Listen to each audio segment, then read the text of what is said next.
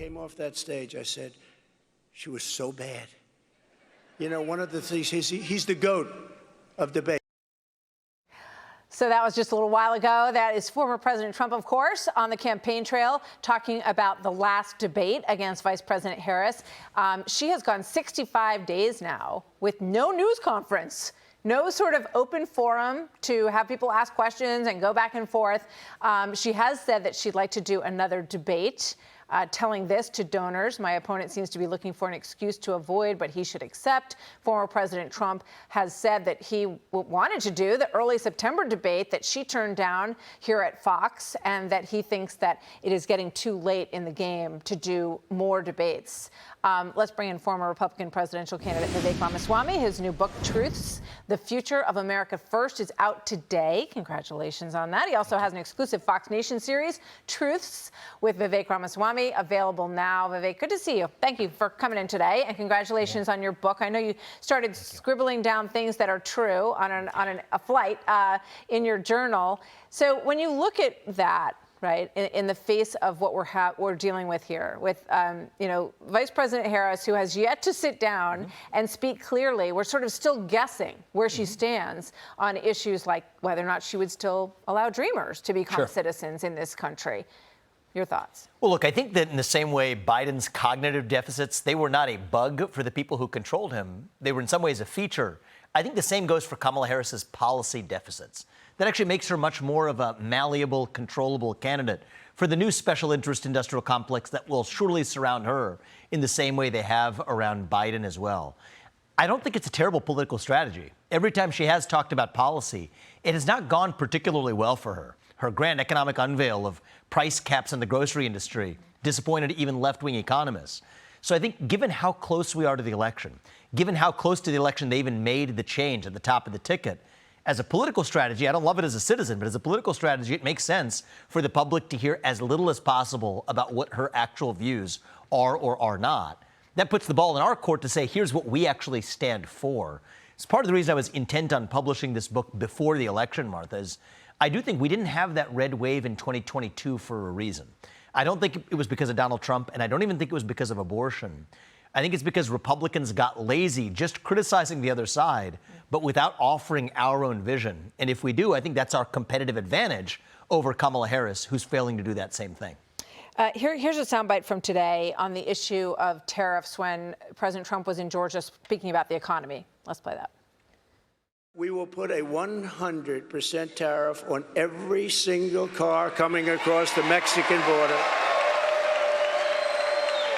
and tell them the only way they'll get rid of that tariff is if they want to build a plant right here in the United States with you people operating that plant.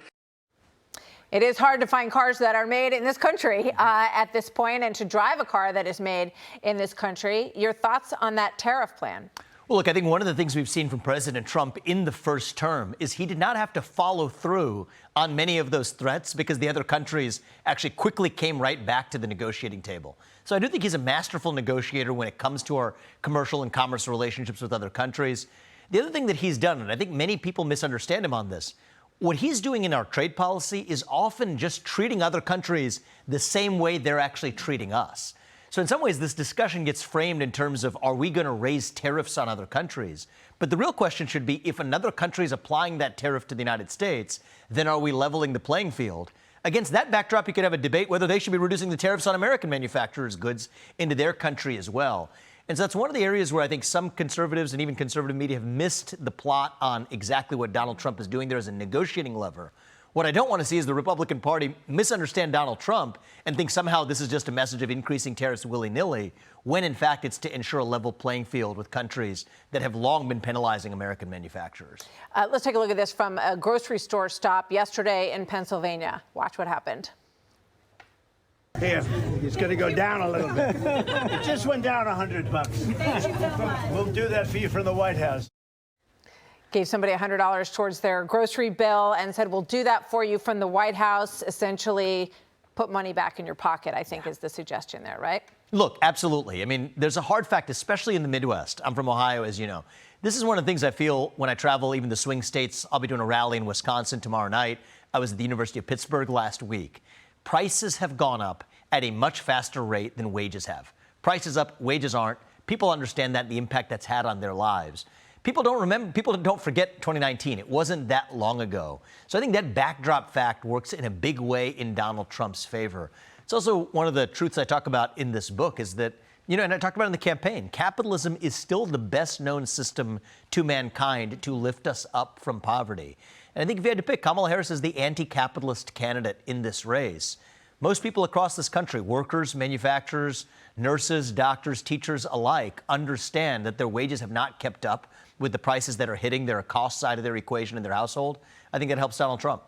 Before we go real quick, I asked you, you're traveling all over the country and in a lot of these battleground states. So what's your sense when you're on the ground? When you go to the grocery store, what's your sense? Because everybody looks at this and says, it's a tight election. Is it? Look, I think it is a tight election. One of the things you're seeing is Donald Trump even overperforming down-ballot Republicans, which is a good sign for Trump. I do think that we need those lasting majorities in the Senate and in the House to govern as well. But beyond just the economic issues and the issues people are polled on, there's also a deeper hunger for identity, for national pride that I think is missing in this country in a bad way, especially when I go to college campuses. Young kids want to feel proud of their country again. One of the things I'm hoping to do in this book is to give people the toolkit to be proud of their country, but also to have those debates with friends who disagree with us. And I think that's a big part of how we get the country back. The book is called Truths. It's out today. Vivek Ramaswamy, thank you very much. Always great to have you here. Thanks for coming on the set today. Thank you. Click here to subscribe to the Fox News YouTube page to catch our hottest interviews and most compelling analysis. You won't get it anywhere else.